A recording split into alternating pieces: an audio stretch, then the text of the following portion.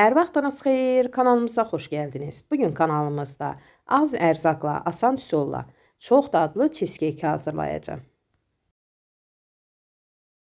Bu cheesecake hazırlamaq üçün mikserin qabına 1 stəkan şəkər, 400 qram krem pendiri əlavə edirəm. İstənilən krem pendirdən istifadə etmək olar.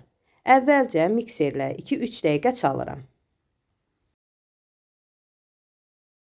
Üzərinə 3 ədəd yumurtanı bir-bir əlavə edib mikserin orta sürətində çalıram.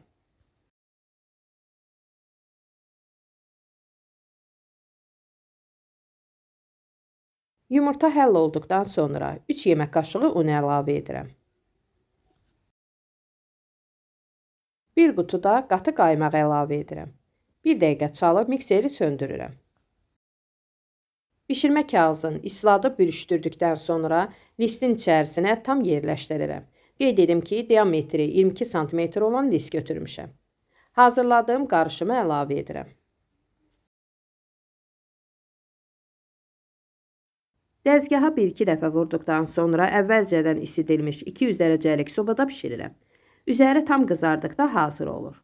Soyması üçün yenidən sobaya yerləşdirirəm. Sönülü sobanın içərisində qapağı açıq şəkildə təqribən 1 saat saxlayıram. Sonradan mütləq soyuduqdan sonra soyucuya qoymaq lazımdır. İsti-isti kəsmək olmaz.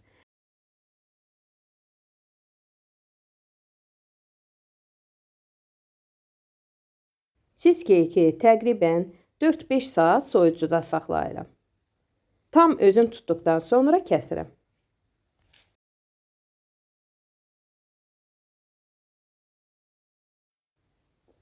Baxın içərisinə çox gözəl görünür.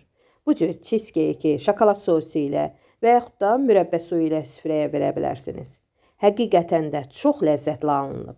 Həm də ki, faydalı bir şirniyyatdır. Hazırlayıb dadına baxmağa dəyər. Pendir, qatıq, qaymaq yeməyən uşaqlara bu cür cheesecake'lər hazırlaya bilərsiniz.